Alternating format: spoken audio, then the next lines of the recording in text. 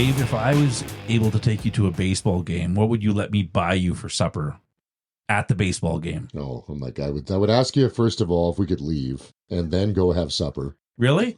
Like, honestly, if I was like, okay, I'm going to entice you with something. Yeah. Baseball wouldn't be enticing, so. But maybe the food might. You know what? We were talking about a sports food, stadium food. It made me think of this. I was showing someone a hot dog that you can get at the Winnipeg Jets arena that's like 3 feet long that has pierogies on it. There's also that I forget what it's called, the heart attack burger, whatever. Because it came from the Bombers Stadium.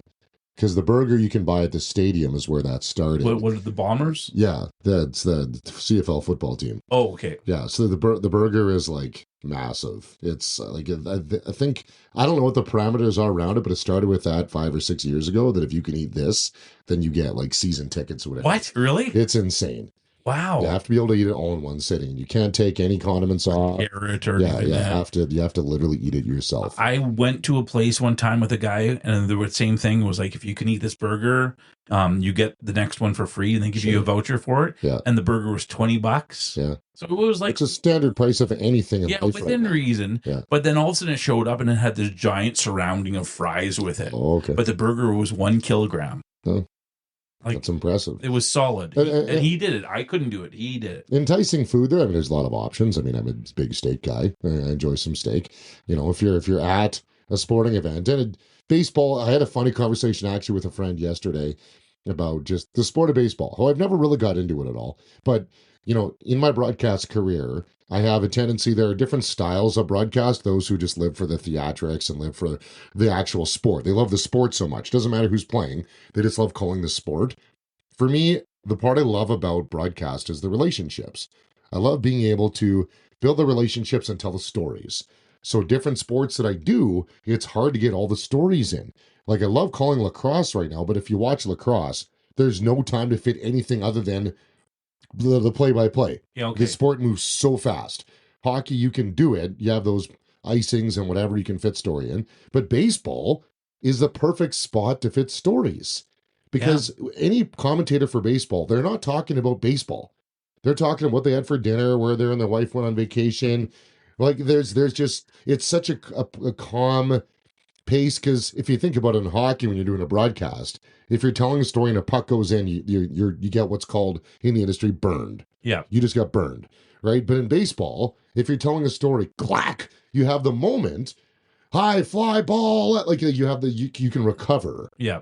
But in other sports, you can't. So anyway, I don't actually hate baseball. No, but you know what? The gap in time, you bring up an interesting thing. I've always thought of it this way. If you're calling hockey, you have a time frame in which to fit the story in between whistles. And you don't want to, like, there's nothing worse than hearing a story and you hear the actual game. Yeah, and you're like, just focus on the game. If you don't focus on the game. But in baseball, you can tell the story as it's happening. And you can quickly transfer to that moment when things do happen. Now the count is 1 and 2, and you actually speed up the game that way. A good color commentator will speed up the game, or even a play-by-play guy for sure. Yeah, for sure, totally. So baseball's an interesting one for me that I'm actually starting to endear myself a little more to the sport. Oh wow! Because now realizing that's the spot that I can, if I start to really get into it, I can probably excel in that based on my desire to build relationships and tell those stories. I love talking with players before games, coaches, and then reiterating their personal journey. I built a lot of relationships in sport over the years. So we should almost give you a challenge. Have you do like an interview with someone at the baseball field at the event while eating, like a saving put like, if you can do the interview. Is this like the hot wings thing, whatever? Put together like a dozen hot dogs while you're interviewing. Yeah, just some sort of challenge. I don't generally go for the saturated fats or the bad foods anymore. I try to keep those out of my body. I have a pretty regimented diet. Oh, good. Okay. Salmon, eggs, chicken, all the things that you can't get at a baseball game. Exactly, because they're trying to force the other things in you. Never mind. I'm not going to go down that road, but here we are, the Gospel in the Game, season 2. No idea what episode we're on because we're well into there. But we're technically episode 3. Okay. But we haven't really been numbering them because we're on a rotation. Right. We're on a conversation with a person interview, and it's a lateral move this year, and I like it. I think if you enjoyed season number 1, I really we're going to dig into the conversation that you had with Talor Joseph today in this episode. But I really enjoyed yeah, I really enjoyed the format of the conversation, and I want to recap that and all the great things. And I wasn't around for that, but it was nice to be a bystander, right? So as much as you and I do things together as this project, it was fun to just be a bystander and go, cool. Like and the way you even talked about it, that as an observer, if you're sitting in a coffee shop and you're over hearing this conversation, that's kind of how I was when I was driving. I'm like, yeah, this is a very observant Yeah, yeah. conversation. We were chatting before this and just giving a little explanation on kind of the goal of the conversation piece, where you have the traditional interview, don't you? Where Right. you're like, how did you grow up? What any like things happen when you were young, and like Yeah, build towards the person, sure. and And you or, went from the forward back, like you yeah, said. yeah, or a major event. And I think this idea of, like you just mentioned, having this interview, it would be like as if you're sitting in a coffee shop and you hear two people chatting and you're kind of intrigued by their conversation. And maybe there's something that's ear catching and something that you want to know more about. So I would encourage someone listening to like dig deeper in it. But this is kind of what Sure. we're Yeah, doing. yeah. We're doing, Google the guy's name or whatever. yeah. But we're kind of doing that today too as we talk. Speaking of digging deeper, did you have somewhere you wanted to go with that? Spoil me with dinner and baseball game conversation? No, I was actually literally thinking that you and I should go to a baseball game, but we are going to do an interview coming Yes. up Yes. with A baseball player. baseball. Okay. So I have to get it out there right now that I do not dislike baseball. I just don't for the choose to for the record. before, yeah. So he comes on and I heard you don't like baseball. That's Okay. right. That's That's off to a roaring. Yeah, we have someone that's listening that will send us a message and be like, "So since Yeah. Dave doesn't like baseball, Yeah. yeah, can I invite him to the curling match Sure. Yeah. or darts?" Yeah. Darts is that. No, that's my jam. Yeah. I'll do some darts. I was even thinking like poker or something like that. Yeah, those are all good games. Yeah, for Monopoly. sure. Darts. Yeah. I don't know if they have professional Monopoly, if that's going to be in the Olympics anytime soon. But if you are observing this interview from a coffee shop and you've already turned it off, we don't blame you. No, I will not be sneezing in this episode. I have seemed, thankfully, to overcome that brief allergy attack over the last So week. happy to hear stuff here. So when we're selecting guests, there's a few different kind of methods to at least my madness. Maybe you can kind of, I guess, share how people come to mind. First of all is, I would say, observation, or maybe something that we've met. And you mentioned relationships, which I think is good because that's a foundation of a good, I think, interview. Sure. Is learning a little bit more about the person, or you have a relationship with them, or there's something that has stood out to you about that person. Yeah. And if it's hard to observe in a podcast because you're not seeing it. But one of the things that Talor Joseph has done really well in his last few years is giving thanks on the ice post game, taking a moment to pray. And that's something that's observable about this player. And so I think there's some things that someone might have listened to the podcast or looked him up, and you'll see that as part of something that he does. And so I think as you listen and as you observe, hopefully we can encourage you to dig deeper. Yeah, and that's the thing that really hit me from listening to that podcast. You know, when you had mentioned the concept of thankfulness, I didn't know where the root of that came, but I loved what he had talked about in visualizing before the game, because a lot of players visualize. Almost every athlete visualizes, right? You see goalies on the bench visualizing, players visualizing. If you're a football player or you're a baseball player, you're visualizing plays. They said that's the best way to carve those paths. And then he had mentioned, then he sees a goal go in, but then he can't unvisualize that. So then he tried to go with positive affirmations and say nice things about himself, and it couldn't unplug him for it, and it kept leading him down this cycle of fear, which I found interesting. As he talked about fear was always the thing, because you said, do you deal with anxiety? You asked him about, is anxiety a thing that you've struggled with or whatever? And you said, no, not specifically, but fear is the thing that's always got me. And you said, how did you overcome that?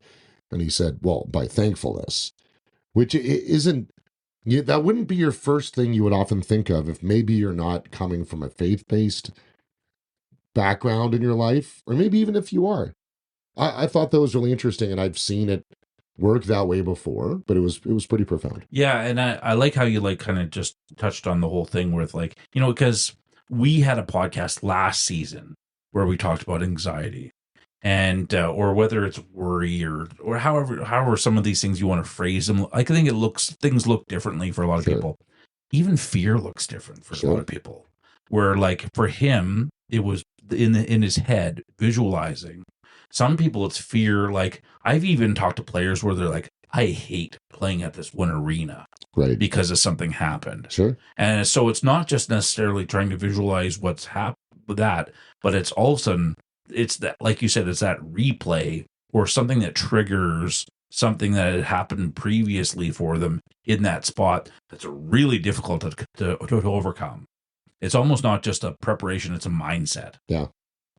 And it's so interesting that thankfulness is the antidote for that. Of all Yeah. the things you can think of, okay, I'll try and do this and change my routine. And you talk to a positive affirmations. And, thankfulness, I think, is rooted obviously in the worship of our Father and the Holy Spirit. And, if you unpack the Lord's Prayer as you go through it, the very first thing is worship. Our Father who art in heaven, hallowed be thy name, right? You're thanking God for who he is. And Well, even an acknowledgement. the acknowledgement of it. Yeah, Yeah. exactly. So it was interesting to me that in those moments when he was fearful, he said thankfulness. So going through, God, I'm thankful for this. I'm thankful that I can play, right? And I loved what he talked about. If he wants to send me to the American League, he can do it in a moment, right? If I want to go back that to was the East Coast huge. Hockey League, and he said thankfulness gets him out of that desire to be in control of situations, right? So Yeah. fear and control are the two things that thankfulness combats. Yeah, and I loved how he included just touching a little bit on the fact of it. His wife was part of this process Right. with him, and not only was him having thankfulness and her encouragement about like stepping in faith, stepping forward in faith, and understanding that if you're really going to go for this, you need to go for this. But it was a nice picture to have that it was not only the thankfulness helped him and his inner mindset, but it also probably had a big impact on his relationship in a positive light too. Just being able to lead with thankfulness. Well, and even I remember him saying that, his wife got on a plane, I think, to somewhere back from wherever, Huntsville, I think, or Alabama, or somewhere. He was talking about that when she's getting on the plane, she's landing going, like, what's happening? Are you going to have a consistent income coming up? Like, what's going to go on? And we often think in the pro athlete side, you just watch the Stanley Cup with the families and the wives come on, and that's cool to see the family part of that journey. And sure, oh yeah, getting traded from Anaheim to Florida, that must be so hard. Well, you often think, or do you go down way to the bottom for, oh yeah, the junior hockey, as you're in a relationship with the family stuff, you don't often picture the minor pro levels where, AHL, okay, struggle, ECHL, struggle. How about one level lower, the SPHL? Like, you don't think of the factors in that, right? And it's incredible to hear the story. Like, that was what hit me, because that's kind of the way I look at their trajectory. Okay, pro athlete struggles for sure, but then like minor pro, like you're still playing pro and you still have a dream. Yeah, and it made me actually think of the depth of the sport, where so many people like watch NHL hockey and they're like, "Oh, NHL, these guys are the big deal, the big thing." Right. There are so many layers to that sport, where it's like the minors, like the tiers down, Right. and the differences between the hockey itself.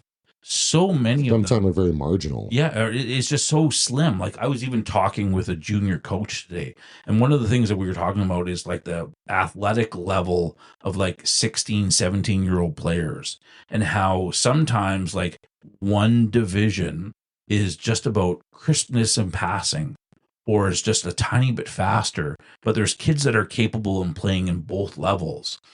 You might have one level that some people might see as double A, that's a little bit less, but the team play is way better. Sure. And then you have level of triple A, and it has that, I guess you'd say, triple A logo, like label on it. And the players are super talented and getting a lot of attention. But you got a guy who's like trying to take it from one end to the other and forgetting about the team play. Sure. And so it kind of like allows you to see through a lens of a different dynamic. What it really made me think of, though, like when you just talked about that element of thankfulness, was it reminded me biblically of the miracle of the 5 loaves and the 2 fish, Mm-hmm. and how what the first thing Christ did was he gave thanks. Yeah. And everyone witnessing around him only saw 5 loaves and 2 fish. Sure. And afterwards, there's more than enough to have everyone fed, man, woman, and child. Yeah. But also there's leftovers. Pieces everywhere. Yeah. And so you're just like, when people are willing to give thanks before the outcome, it's a whole different ball game. Right. It's one thing to say thanks once things work out. Sure. And I think one of the things that it really made me thankful for, no pun intended, one thing that he was willing to acknowledge that was the first step, not the last step. Yeah.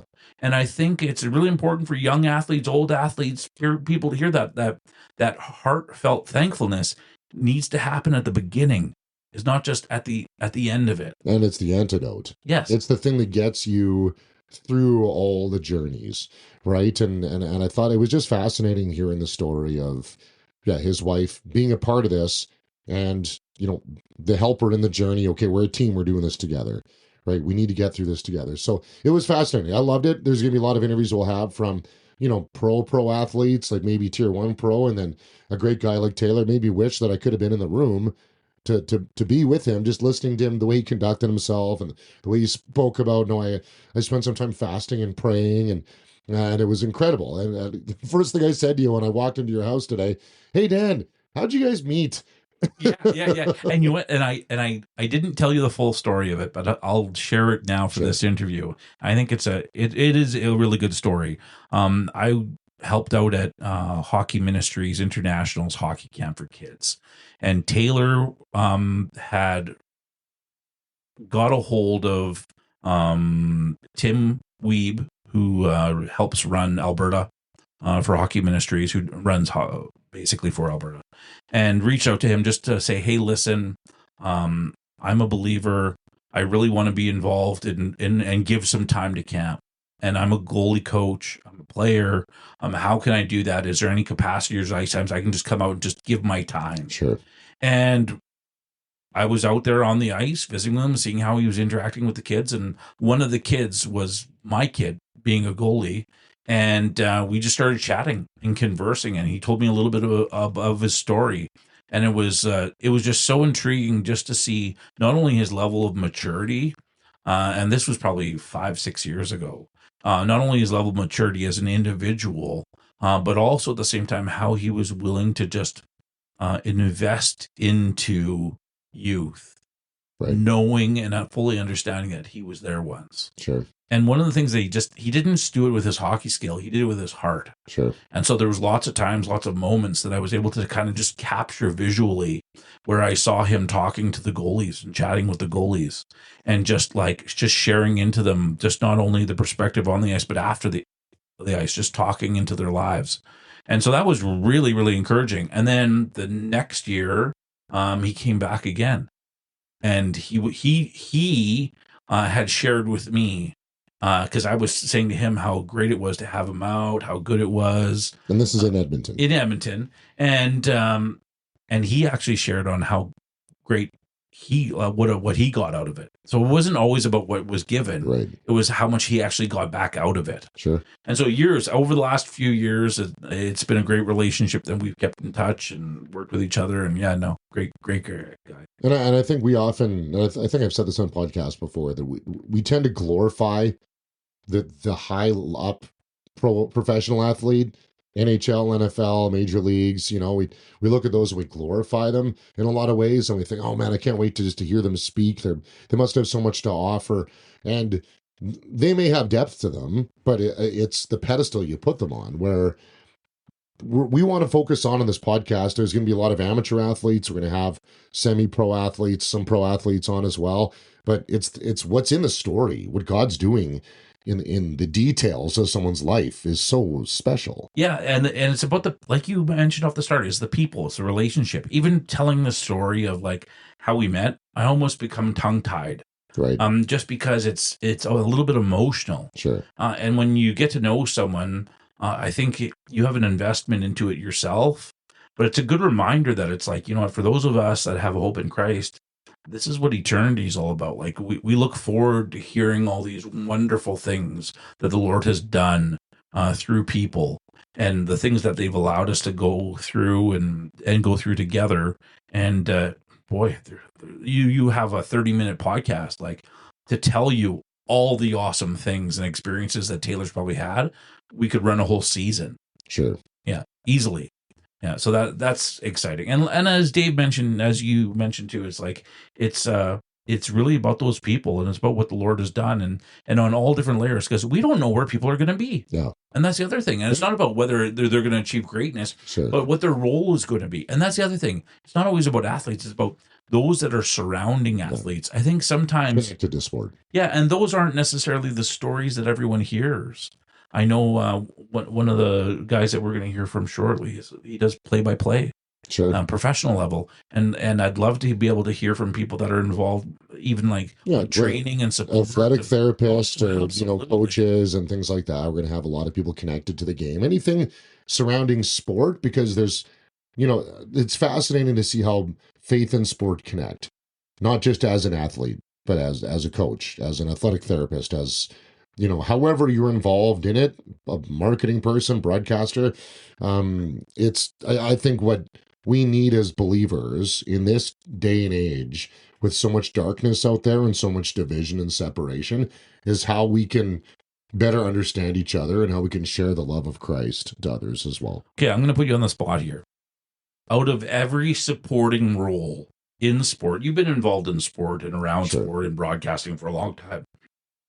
What is the most unique supportive role that you've ever encountered in sport? Unique supportive role. So someone connected to the team? Yeah.